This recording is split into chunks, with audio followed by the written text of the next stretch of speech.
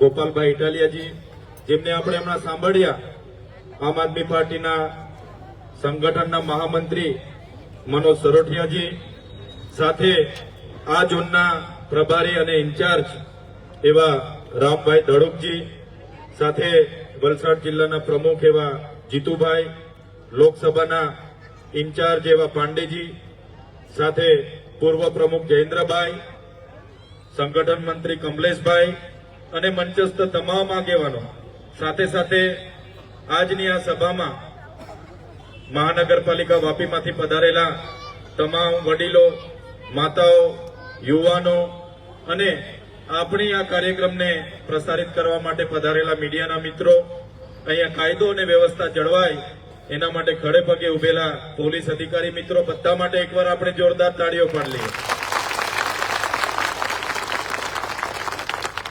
સાથીઓ, અમે અડધા કલાક લેટ પડ્યા એનું કારણ અહીંયા નજીક એક ફાટક છે.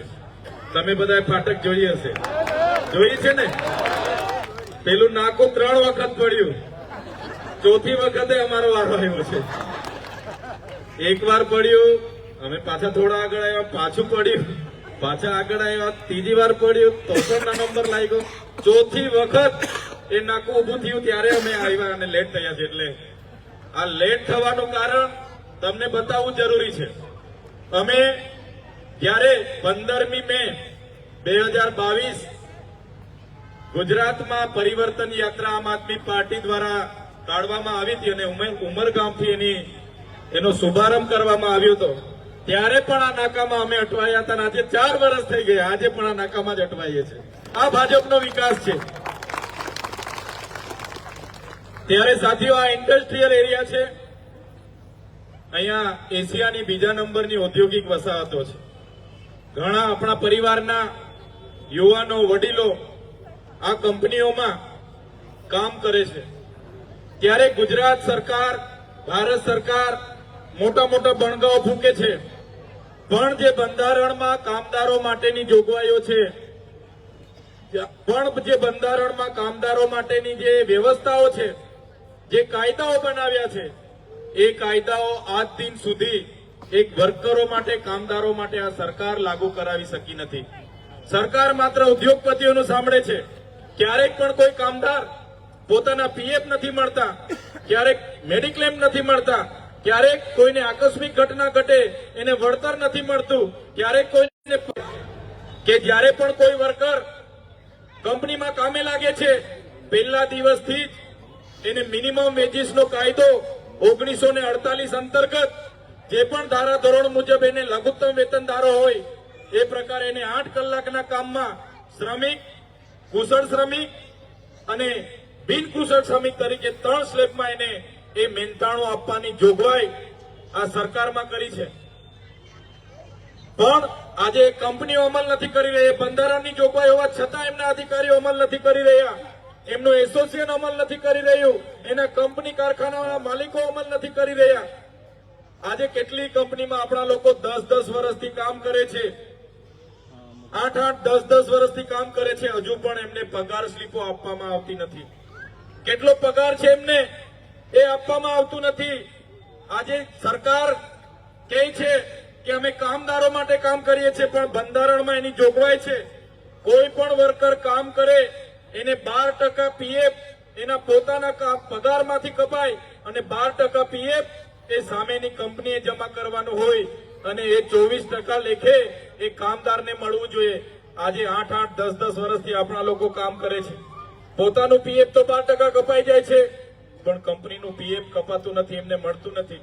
કંપનીની પીએફની બુક એમને આપવામાં આવતી નથી, કંપની સાથે પીએફની લિંક એમને જોડવામાં આવતા નથી. એ જ પ્રકારે બોનસની કાયદામાં જોગવાઈ છે 1948, 1965 જે પણ બોનસના કાયદા બન્યા છે એમાં 8.33% બોનસ આપવાનું દર વર્ષે, વાર્ષિક પેકેજના 8.33% બોનસ આજ દિન સુધી આ કંપનીઓ આપણા વર્કરોને આપતી નથી. એ જ પ્રકારે તમે જોયું છે 8 કલાકનું વર્ક કરવાનું, પર ડે 8 કલાક, અઠવાડિયાના માત્ર 48 કલાક કામ કરવાનું હોય છે, છતાં કંપની વાળાઓ આપણા લોકોને 8 કલાકની જગ્યાએ 12 કલાક કામ કરાવીને શોષણ કરે છે. એનું વળતર, એની ઓવર ટાઈમ માટેની 2 ગણા રકમ આપવાની જોગવાઈ છે. છતાં કાયદાનું ઉલ્લંઘન કરીને કોઈ પણ કંપની એ આપણા વર્કરોને ઓવર ટાઈમ માટે 2 ગણી રકમ ચૂકવતી નથી. ત્યારે સાથીઓ, એ ઇન્ડસ્ટ્રીયલ ડિસ્પ્યુટ એક્ટ 1947 હોય, એ સેલેરી નો એક્ટ 1948 હોય, એ ઇન્ડસ્ટ્રીયલ એક્ટ 1948 હોય કે બોનસનો એક્ટ 1965 હોય, એ પીએફ ફંડનો એક્ટ 1952 હોય, તમામે તમામ એક્ટનો અહીંયા ઉલ્લંઘન થાય છે. છતાં સરકાર મૌન છે, કેમ કે ઉદ્યોગપતિઓથી ચાલતી આ સરકાર છે. ત્યારે અમે આ મંચ પરથી કહેવા માંગીએ છીએ, આમ આદમી પાર્ટી આવનારા દિવસોમાં વાપી જીઆઈડીસીમાં જેટલા પણ વર્કરો કામ કરે છે, એ વર્કરોની સાથે જો કંપનીઓ શોષણ કરશે, અન્યાય કરશે, તો આમ આદમી પાર્ટીની આગેવાનીમાં દરેક કંપનીઓમાં જનતા રેડ કરવામાં આવશે. આમ આદમી પાર્ટીના અમારા જિલ્લા પ્રમુખ જીતુભાઈ દેસાઈ હોય, પાંડેજી હોય, કમલેશભાઈ પટેલ હોય, જયેન્દ્રભાઈ ગામિત હોય, મનીષભાઈ હળપતિ હોય, બધા જ આગેવાનો આવનારા દિવસોમાં વાપીના જીઆઈડીસીમાં જશે અને જ્યાં પણ અમારા કામદારો સાથે બંધારણમાં મળેલા એમના અધિકારો પ્રમાણે એમને પગાર સેલરી ના મળતી હોય, એમને બોનસ ના મળતું હોય, એમને પીએફ ના મળતું હોય, એમને મેડિકલ ક્લેમ ના મળતી હોય, એમને ગ્રેજ્યુએટી ના મળતી હોય અને એમને પગાર વધારો ના મળતો હોય, એમને કંપની એમ્પ્લોય તરીકે પરમેનન્ટ કરવામાં ના આવતા હોય, તો આવનારા દિવસોમાં આમ આદમી પાર્ટી એ તમામ કામદારો માટે લડવાની છે, એની અમે ખાતરી આપીએ છીએ. એ જ પ્રકારે સાથીઓ, હમણાં અમારા સાથી આગેવાનોએ જીગાભાઈ અમને આવેદન આપ્યું છે અને કહેવાય છે આવેદનમાં કે આદિવાસી વિસ્તારના 11 જેટલા ગામોને આ મહાનગરપાલિકામાં સમાવેશ કરવાની તજવીજ ચાલે છે. ખૂબ વિરોધ છે આ ગામોનો, છતાં સરકાર આ મહાનગરપાલિકામાં એમના કેટલાક બિલ્ડરોના કહેવાથી, કેટલાક ઉદ્યોગપતિઓના કહેવાથી એમાં સમાવેશ કરવા માટે જબરજસ્તી ત્યાં મોકલે છે. ત્યારે સાથીઓ, આજે જેટલા પણ પોલીસ અધિકારીઓ છે એમના ફરજ માટે આપણી સાથે ઉપસ્થિત થયા છે, એવા તમામ પોલીસ અધિકારીઓ માટે એકવાર જોરદાર આપણે તાળીઓ પાડી લઈએ. પણ સાથીઓ, એટલું અમે જરૂર કહીશું કે આદિવાસી એ આજનો નથી. આદિવાસી આ ગામડાનો મૂળ નિવાસી છે. એ આદિવાસીથી બનેલી બિલ્ડિંગોમાં જ આજે કલેક્ટર પણ બેસે છે. એ આદિવાસી દ્વારા જેમાં પરસેવો પડેલો છે એ બિલ્ડિંગમાં જ આજે એસપી બેસે છે. આજે જે પણ ભવનો અહીંયા બન્યા છે એ આદિવાસી એ જ બનાવ્યા છે, આદિવાસીઓનો જ પરસેવો છે. ત્યારે આ મહાનગરપાલિકાના કમિશનર શ્રીને પણ કહીએ છીએ, તમે જે બિલ્ડિંગમાં બેસો છો એ બિલ્ડિંગમાં અમારા આદિવાસીઓનો પરસેવો છે અને તમારી આદેશથી કેટલાક અધિકારીઓ, ભાજપના નેતાઓના આદેશથી પોલીસને આ લોકો સામે, અમારા લોકો સામે ઘર્ષણમાં ઉતારે છે. ત્યારે એવા ચેમ્બર, એસી ચેમ્બરમાં બેસનારા, એ ચાહે કમિશનર હોય, એ ચાહે કલેક્ટર હોય, એ ચાહે એસપી હોય, એ ચાહે પ્રાંત હોય, એ ચાહે જમીન સંપાદન અધિકારી હોય, અમારા 11 ગામોના આદિવાસીઓને સંછેડવાનું કામ કરશો તો માત્ર 11 ગામો નહીં, ત્યારે દમણ, સેલવાસા, ગુજરાત, મહારાષ્ટ્ર અને મધ્યપ્રદેશ ને રાજસ્થાનના આદિવાસીઓને પણ બોલાવવાની ફરજ પડશે તો લાખોની સંખ્યામાં અહીંયા ઉપસ્થિત થશે. અમારા આદિવાસીઓને બંધારણની આર્ટિકલ 244 અંતર્ગત પોતાના ગામમાં, પોતાના ગ્રામ સભાને રૂઢિગત પરંપરાઓને માન્યતા આપી છે. અમારા આદિવાસીઓની જળ જંગલ જમીનો પરના અમારા પ્રાવધાનો છે. પેસા એક્ટ 1996 અંતર્ગત ગ્રામ સભાની પરવાનગી વગર તમે આવી રીતના નગરપાલિકામાં અમારા ગામડાઓની જમીનો સંપાદન નથી કરી શકતા. અમારા આદિવાસીઓને આર્ટિકલ 200, આર્ટિકલ 330, 332 અંતર્ગત એ ગામોમાં, એ ચાહે ગ્રામ પંચાયતના સભ્ય હોય, સરપંચ હોય, એમને ગામોમાં અનામત આપી છે. એ રાજકીય અનામત તમે મહાનગરપાલિકામાં સમાવેશ કરીને ખતમ કરવાની વાત કરો છો. ત્યારે અમે એ પ્રશાસનને પણ કહેવા માંગીએ છીએ, અમે આદિવાસી સમાજ સાથે છે, આમ આદમી પાર્ટી આદિવાસી સમાજ સાથે છે. જ્યારે પણ અમારા લોકોને હેરાન પરેશાન કરવાનો પ્રયાસ કરશો, ત્યારે એ ચાહે પોલીસ હોય, એ ચાહે એસઆરપી હોય, કે ચાહે આર્મી તમે મૂકશો, અમે આર પારની લડાઈ લડવા માટે તૈયાર છે અમારા સમાજ માટે. આદિવાસી સમાજનો આટલો બધો યોગદાન છે, એમણે આ જીઆઈડીસીઓમાં પોતાની જમીનો આપી છે, નહેરોમાં જમીનો આપી છે, ભવનોમાં જમીનો આપી છે, તમારી હાઈ ટેન્શન લાઈનોમાં જમીનો આપી છે, અને અમારા આદિવાસી સમાજને આજે રંજાડવાની વાત કરો છો. અમને તમારો વિકાસ નથી જોઈતો, તમારા વિકાસથી અમે દાઝેલા છે. જ્યારે પણ જરૂર પડે છે અમારા ગામડાઓને વિસ્થાપિત કરવાની વાત કરો છો. અમારા આદિવાસીઓએ આઝાદીના 78 વર્ષમાં માત્ર ને માત્ર વિસ્થાપિત કરવાનું કામ અમારા આદિવાસીઓનું થયું છે.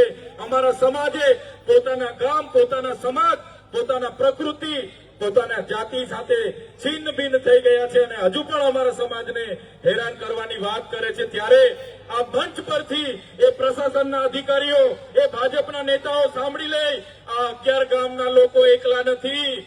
જ્યારે પણ જરૂર પડશે આખા ગુજરાતના આદિવાસીઓ અહીંયા ઉપસ્થિત થશે. અને જે દિવસે આદિવાસી સમાજ પોતાના સંવાદ અને સંવિધાન, આજે અમે તમારી સાથે સંવાદ અને સંવિધાનથી વાત કરીએ છીએ, જે દિવસે અમે અમારા સંવાદ અને સંવિધાન સાઈડ પર મૂકી દઈશું તે દિવસે તમારા પ્રશાસક, તમારા પ્રશાસન સામે પણ અમારી આરપારની લડાઈ થવાની છે. ત્યારે અમે ખાતરી આપીએ છીએ તમારા આ મુદ્દાને અમે અહીંયા નથી ઉઠાવવાના, અહીંયા જેટલા નથી ઉઠાવવાના. તમારા આ મુદ્દાને લઈને અમે વિધાનસભામાં પણ માન્ય ગોપાલભાઈ ઇટાલિયા સાથે આ મુદ્દો ઉઠાવીશું. જરૂર પડશે આ સડક પર ઉતરીશું, જરૂર પડશે કલેક્ટરની ઓફિસનો ઘેરાવો કરીશું, જરૂર પડશે એસપીની ઓફિસનો ઘેરાવો થશે, જરૂર પડશે કમિશનરની ઓફિસના પણ ઘેરાવા થશે. મારા સાથી મિત્રો, મારી બહેનો, મારી માતાઓ, મારા યુવાનોને આજે અમે એ જ કહેવા માટે આવ્યા છે, તમે એકલા નથી. તમારો ભાઈ, તમારો દીકરો આજે તમારી વચ્ચે છે. જ્યારે જરૂર પડશે યાદ કરજો, જ્યારે જરૂર પડશે યાદ કરજો. આ મંચ પર ઉપસ્થિત તમામ લોકો જોઈ લેજો, અમે આંદોલનમાંથી, આમ આદમી પાર્ટી આંદોલનમાંથી ઉભી થયેલી પાર્ટી છે. આમ આદમી પાર્ટીમાં અમે જોડાયેલા છે. અમે આ પ્રશાસનના જેલો બેલોથી ડરવાવાળા લોકો નથી. રાતે 12 વાગે યાદ કરજો, રાતે 12 વાગે અમને યાદ કરજો. રાતે 12 વાગે પણ આમ આદમી પાર્ટીના કાર્યકર તરીકે અમે તમારી સાથે ઉભા રહીશું. રાતે 12 વાગે આવીને ઉભા રહીશું. આ મંચ પરથી કહેવા માંગીએ છીએ, જેટલા પણ લોકો અહીંયા છે, ભારતીય જનતા પાર્ટીના કેટલાક લોકો ડરાવે છે, દબાવે છે, ધમકાવે છે. આવાસ નહીં આપવા દઈશું, ઘોર તોડી પાડીશું, લાઇટ તોડાવી લઈશું, રેડ પડાવીશું. પણ આ મંચ પરથી કહેવા માંગીએ છીએ, એ ભાજપના લોકો સાંભળી લે, આ કોંગ્રેસ વાળા નથી. અમારા આમ આદમી પાર્ટીના એક પણ કાર્યકરને હાથ લગાડશો તે દિવસે તમારા બધાના મોર બોલાવતા અમને વાર નહીં લાગે.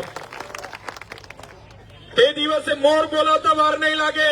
અને જે અધિકારીઓ પણ, એ ચાહે જિલ્લા પંચાયતના હોય, ચાહે તાલુકા પંચાયતના હોય, ચાહે પોલીસ અધિકારીઓ હોય, એ ચાહે કલેક્ટરના અધિકારીઓ હોય, એના ધારાસભ્ય, એમના સાંસદ, એમના મંત્રીના ઇશારે અમારા લોકોની જમીનો છીનવવાનું કામ કરશે, તે દિવસે આદિવાસી પોતાના ઘરમાં ભાલિયા ફાલિયા, તીરકામઠા અને તીરકામઠા અમે કઈ શણગાર માટે નથી મૂક્યા, એ લઈને પણ આવવું પડશે તો અમે આવી જઈશું.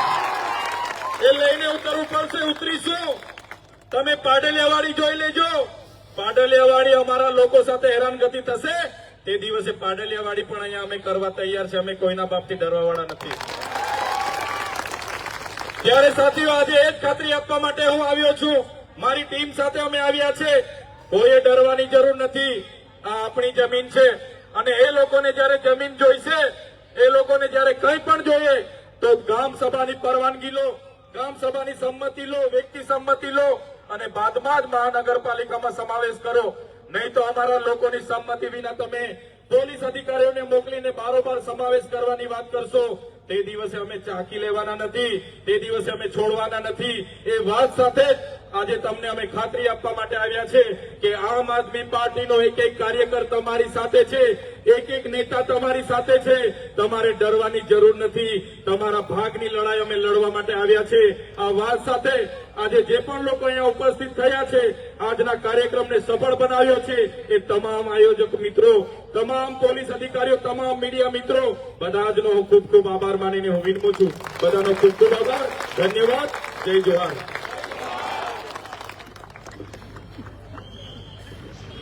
વાહ ચેતનભાઈ, મજા આવી ગઈ. ખૂબ ખૂબ આભાર ચેતનભાઈનો. ગજેન્દ્રજી શેખાવત અહીં કડી સંઘના અધ્યક્ષ પધાર્યા છે, એમને હું સ્ટેજ પર આમંત્રિત કરીશ. હાજર હોય તો હલો હવે આપણી વચ્ચે વિસાવદરના માનનીય ધારાસભ્ય શ્રી ગોપાલભાઈ ઇટાલિયા ઉપસ્થિત છે. સોરી, હવે આપણી વચ્ચે